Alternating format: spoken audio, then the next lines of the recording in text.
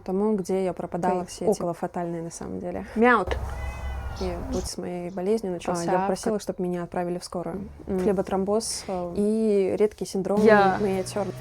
Обожаю соседа. То, что каждый день это действительно была боль. Огромное человеческое спасибо всем за жить без боли. Тот почти хэппи-энд, который случился, он будет дальше.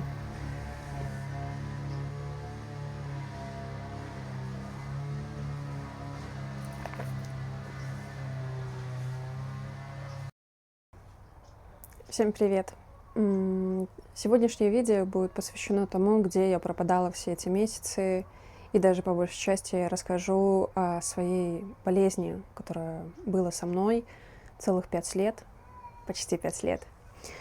Это был нелегкий путь, но на данный момент я очень надеюсь, что тот почти хэппи-энд, который случился, он будет дальше. И... Мяут! Чё? Зачем?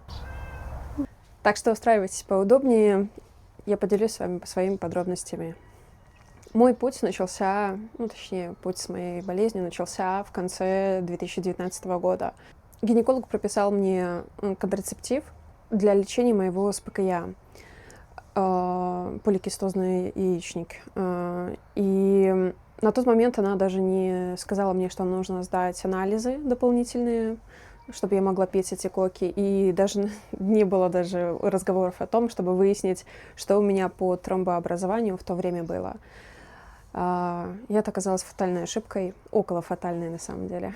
Я-то жива. 18 декабря 2019 года я обратилась в свою поликлинику, потому что моя нога очень сильно изменилась в цвете и размере.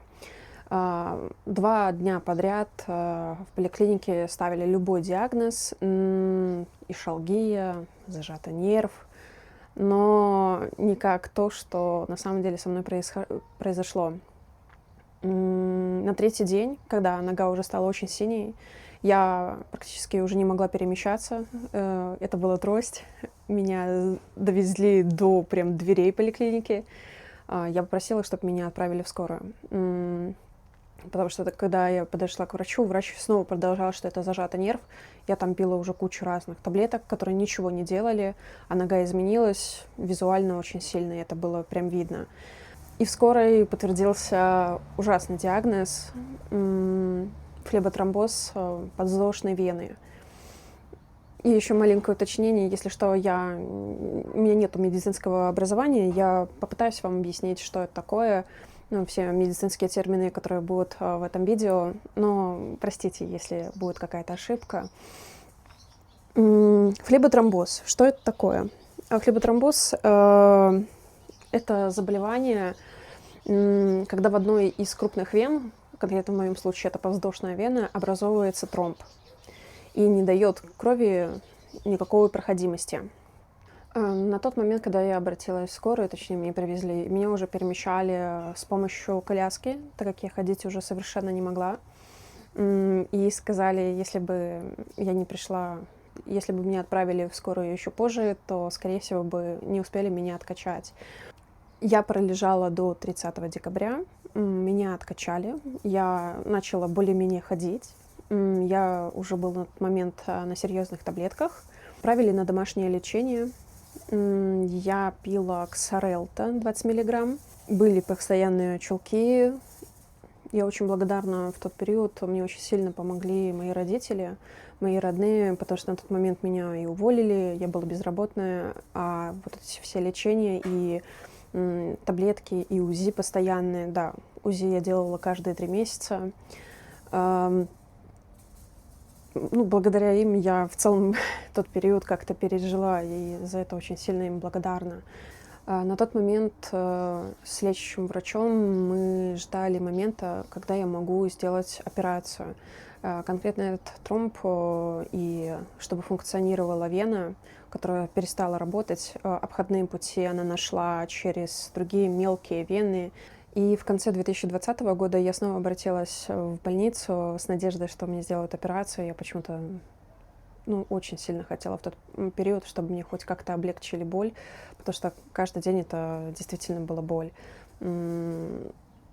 Но сказали, что операцию невозможно сделать, просвета в вене нету. И после выписки больницы мой диагноз изменился с флеботромбоза на посттромбофлебитический синдром. Это когда тромб не исчезает, но его размеры уменьшаются, и вена все так же оказывается поврежденной.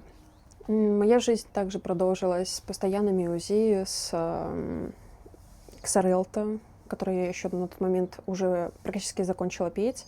Я его в целом пила, получается, 1,5 года. Постоянное ношение компрессионных чулков, которые мне очень помогали. На самом деле моя нога постоянно отекала и болела, а так хотя бы я могла ходить более-менее.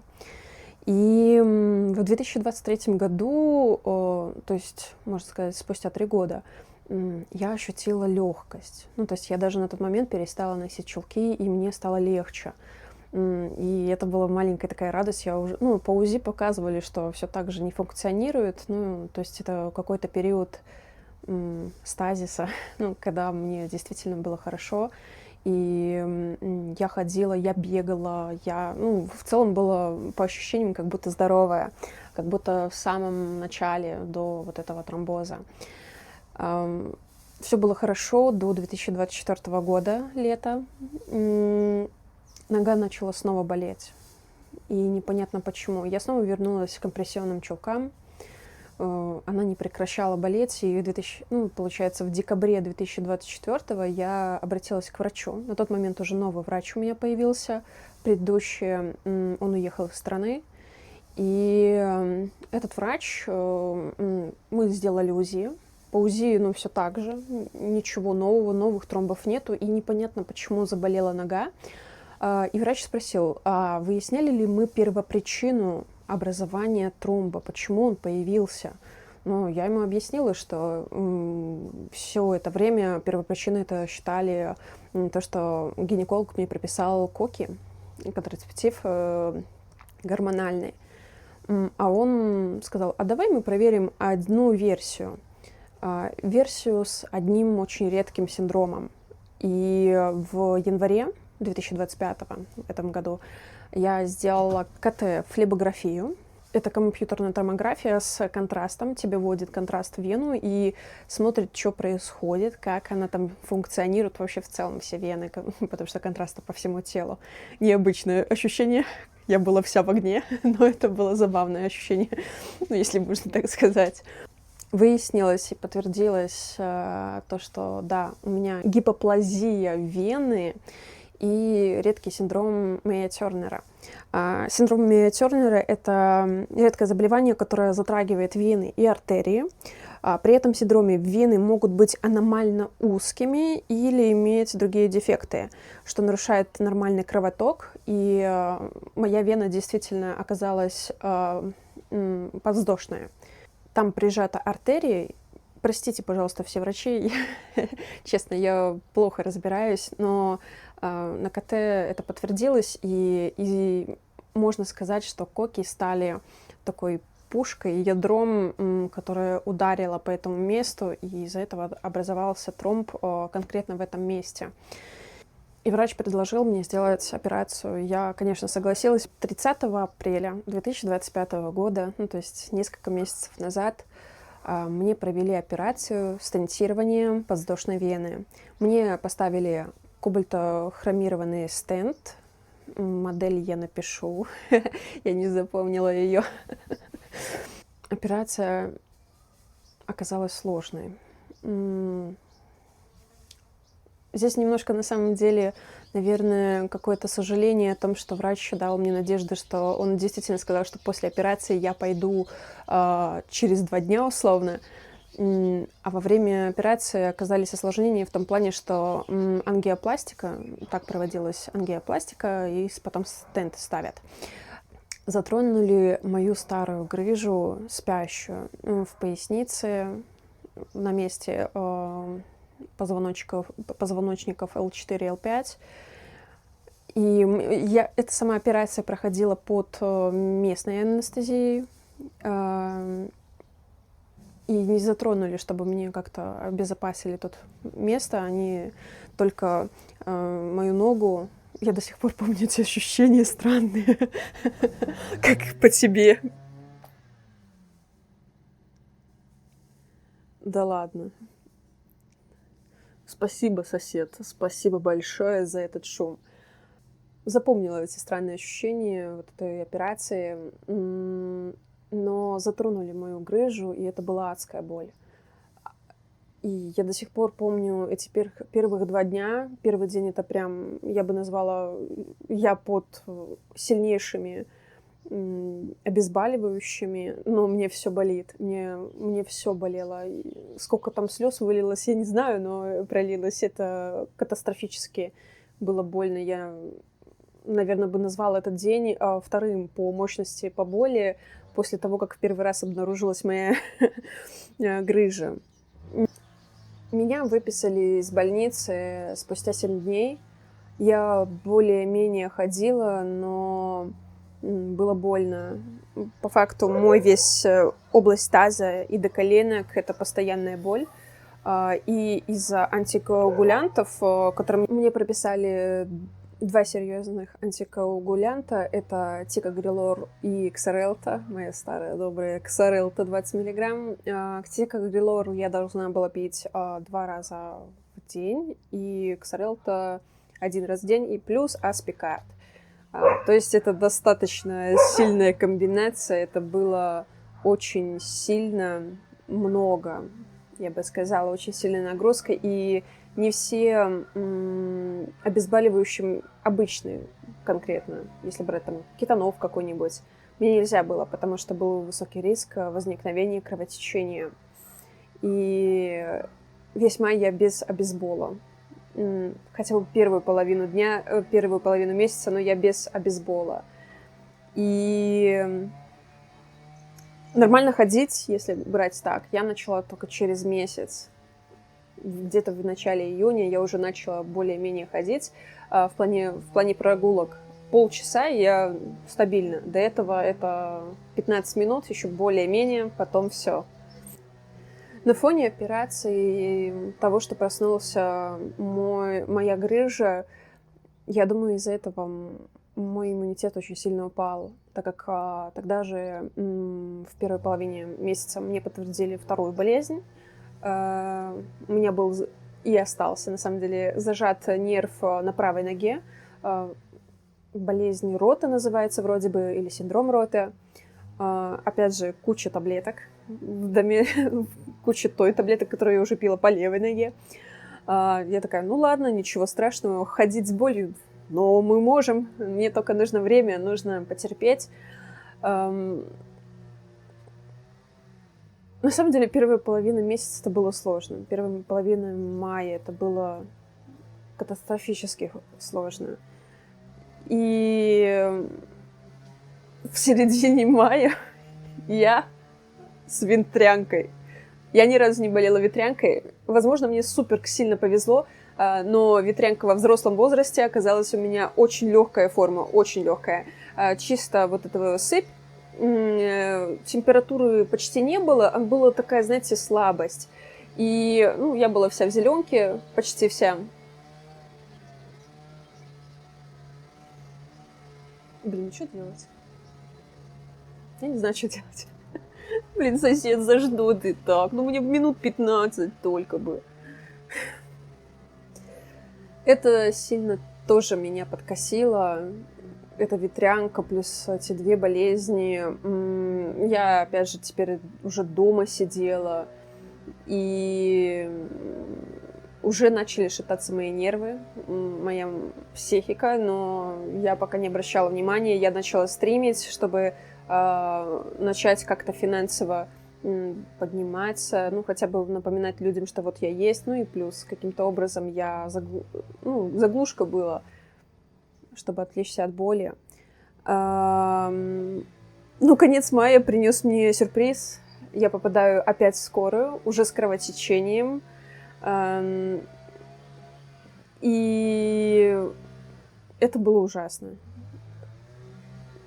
Благо у меня, ветрянка закончилась, но то, что я попадаю в скорую, и то, что это кровотечение меня сильно очень испугало. Почему кровотечение может напугать? Потому что я пью антикоагулянты, это разжижающая кровь, и остановить кровотечение, любое, уже становится очень сложно.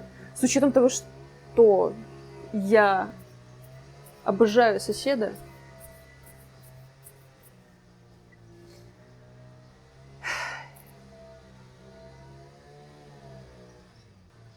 это сильно меня добивает морально тоже. Благо там все хорошо, буквально за 3 дня, ну, уже точнее за 1 день меня очухивает, останавливает кровотечение. Если быть конкретнее, чтобы было понятно, у меня началась менструация, но, учитывая мое СПК, я не знала, когда должна она начаться. И это оказалось необычные месячные, а что-то из разряда, действительно, я его назвала кровотечением, потому что это было очень много крови, очень много сгустков. И, ну, в больнице это подтвердилось, что это аномальное что-то было. Ну, на фоне как раз-то коагулянтов, которые я пью. И морально я сломалась. Морально я очень сильно сломалась в тот период. Я ощутила безнадёгу, максимальную безнадёгу, что один за одним я еще не до конца долечилась. Там остатки ветрянки. Болезнь рота на тот момент уже немножко начала, ну, то есть нерв тот зажатый уже начал проходить. Благо, хорошие очень таблетки оказались. Действительно, курс помог мне. И режим дня тоже сильно изменился. Плюс, если брать левую ногу, я уже начала больше привыкать к ощущению стента. Но безнадёга, что тебя добило это кровотечение, не знаешь, что ожидать. Еще есть сюрпризы в того месяца, и, в принципе, первая половина еще даже июля, ну, то есть первые 1,5 месяца после операции, это постоянные синяки, внезапные. Ты ничего не ударялся, а просыпаешься, у тебя синяк на руке, синяк на ноге. Маленькие царапинки не заживают так быстро, они не хотят заживать.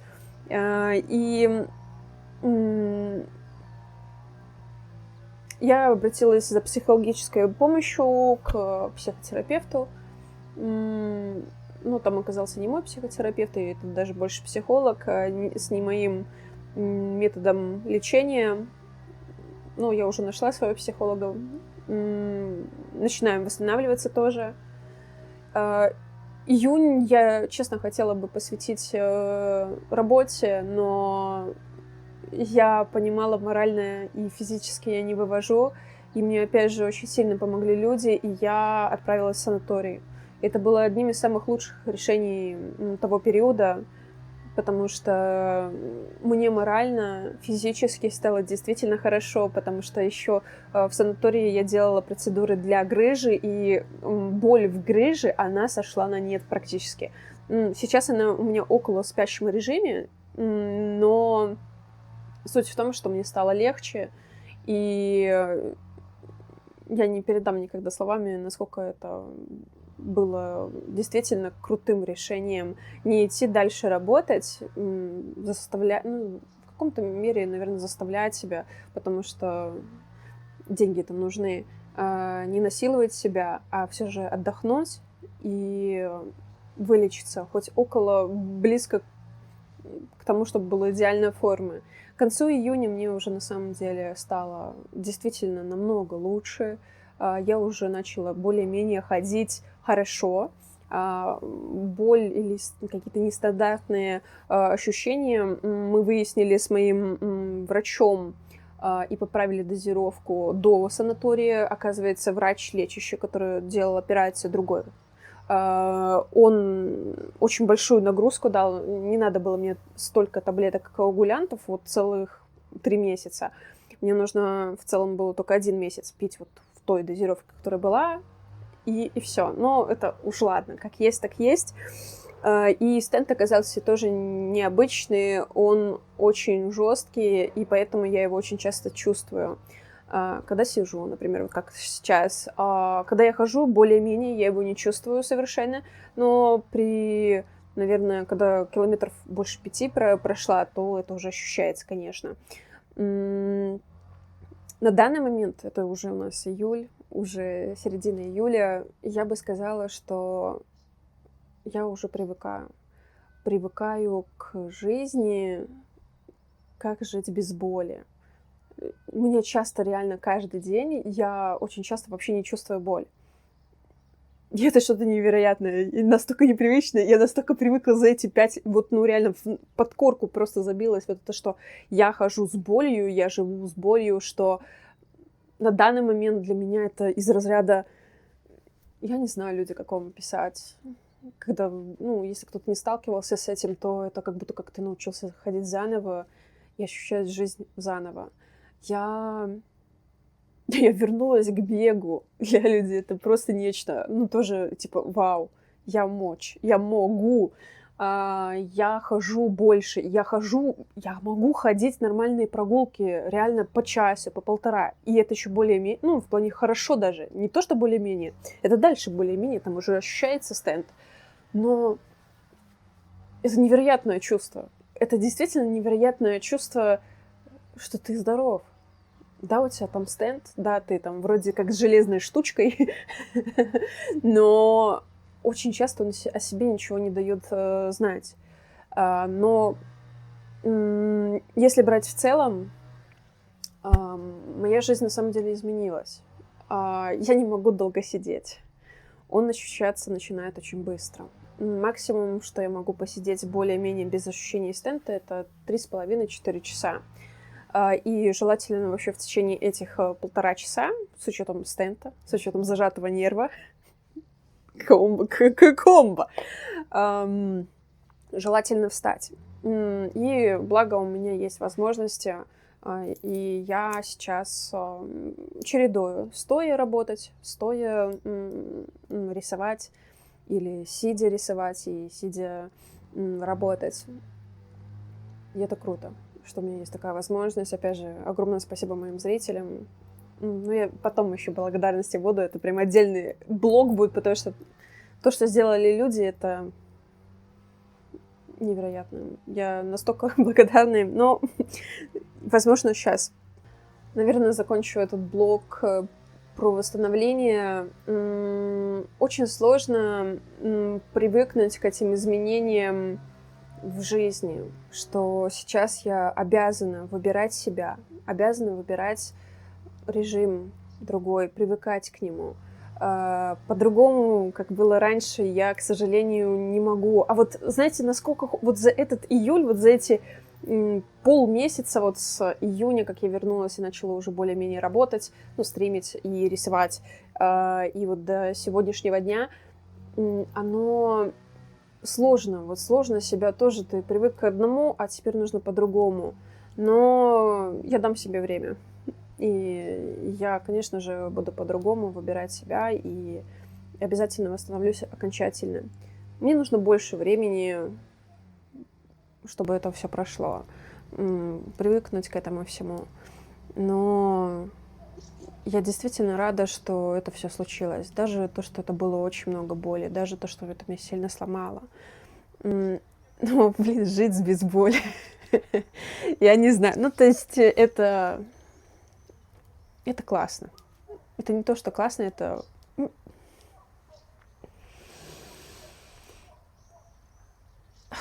Я не верила в это, но я рада, что это случилось.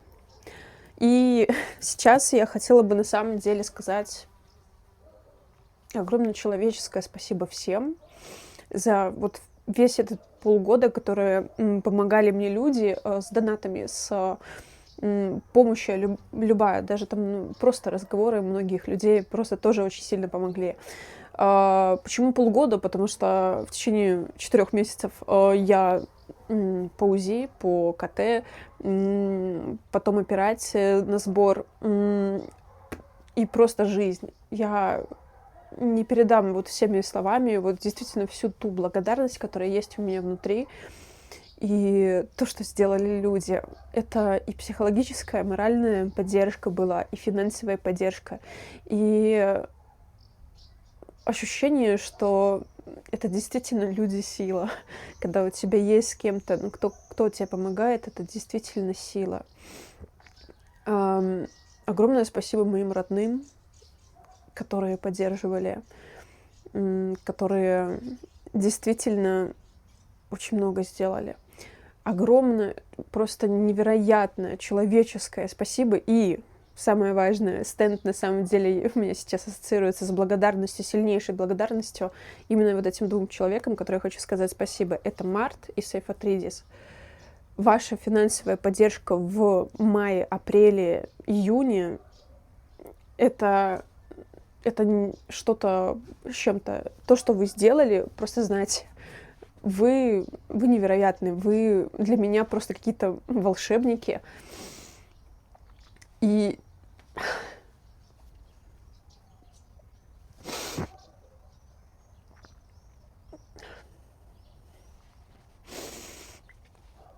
просто знайте, я буду вам всегда благодарна. Вы сделали очень многое. Вы и многое поменяли внутри меня, и ваша финансовая помощь, она... Люди, без вас я не знаю, как бы это все пережила. Действительно, не знаю. Но на самом деле еще спасибо всем тем, кто помогал просто донатами. Любая сумма, этот период, это действительно было важно. И сейчас тоже важно. Весь список людей, я всех перечислю вот здесь. Вам просто, я не знаю, вы тоже мои герои. Вы реально мои герои. Я готова так говорить, потому что вы... Вам, может быть, казалось, это всего лишь, может быть, 100 рублей. Но для меня это было много. Поэтому огромное вам спасибо. Хочу еще выделить Радиодомик, Катю, Юкай, Деда за вашу поддержку в виде просто моральную поддержку, за то, что со мной разговаривали, мы общались, и особенно во время, в тот день операции, насколько вы меня, мои страхи убили своим смехом, своими шутками. Огромное спасибо вам, потому что без вас тоже было бы очень тяжело. И отдельное спасибо хочу тоже сказать, это людям в моем чатике в Телеграме. Вы, может быть, не знаете, не догадываетесь. Возможно, я никогда не говорила это в открытую. Возможно, вы не воспринимали те спасибо, которые я скромные говорила. Но, знаете, без этого чатика мне было бы еще тоже сложнее, потому что вы сделали тоже очень крутое. Вы давали мне надежду, я возвращалась, я общалась, и я каким-то образом себя высовывала из того негатива, которого я себя очень часто могла засунуть. Поэтому, люди, просто знайте, вот здесь у меня в сердце вы все, потому что вы крутые, вы очень классные и невероятные. Спасибо вам большое, что вы приходите, поддерживаете. Так что будем видеться дальше. Простите. Но мне очень сложно действительно передать всю эту теплоту и всю эту благодарность словами. Вы знаете, вы у меня здесь. Спасибо еще раз всем. Поэтому что я хочу сказать еще? Маленькое уточнение по поводу операции. Операция оказалась для меня бесплатной. Я из Беларуси, мне сделали ее бесплатным, как я житель Беларуси. Возможно, мне стоило найти, чтобы сделали ее платной, и, возможно, там были бы условия получше. Но, как есть, так есть. После операции, в любом случае, все те деньги, которые мы собрали, они пошли на лечение, на большое количество таблеток, на большие поездки. Я постоянно ездила из того города, в котором я живу, в Минск, из Минска обратно, УЗИ, вот это все. И в целом деньги не куда-то там ушли, а пошли на здоровье. Это так. Теперь я привыкаю к вот этому ощущению стента внутри. Очень часто он себе никак не дает, но все равно я его как-то ощущаю. Я буду восстанавливаться, буду приходить в себя, и я обязательно буду стримить. И буду делать видосики. Если что, чтобы вы знали, я обязательно вернусь с видосиками. Просто мне нужно время. Ну, сейчас уже точно над этим делаю и работаю. Хотела бы сказать вам всем зрителям, которые сейчас это смотрят, спасибо. Спасибо, что досмотрели до конца. Если у вас будут какие-то вопросы, какие-то уточнения, либо захотите, я, может, как-то более подробно в отдельном видео расскажу про то, что вы там зададите, может, какой-то видос и создастся. Но мне кажется, я рассказала все. Более подробно, если брать про болезнь, про ход операции, я ставлю внизу в описании ссылки на Telegram. Я делала 2 поста, где подробно описала ход болезни. Там и даже есть, прилагаются разные скриншоты и фотографии. Если брать операцию, то тоже в ТГ, в Телеграме я рассказывала. Поэтому, если будет интересно, можете прийти. Про санаторий я обязательно тоже сделаю видео. И еще раз, спасибо большое вам за внимание, за ваши комментарии. Я надеюсь, у вас будут какие-то вопросы или просто комментарии. За вашу поддержку также. Спасибо вам большое. И подписывайтесь на канал. Я возвращаюсь. У нас будут контентий. И та песня создана, она будет в начале. Сначала, а потом это видео. Конечно, нужно же упомянуть, а то в этом наверняка, блин, что это сейчас было. Было создано как раз на основе того мая, который был сложный. Поэтому спасибо. Хорошего настроения. Увидимся с вами на стримах, либо в следующем видео. Удачи вам и не болейте. Всем пока.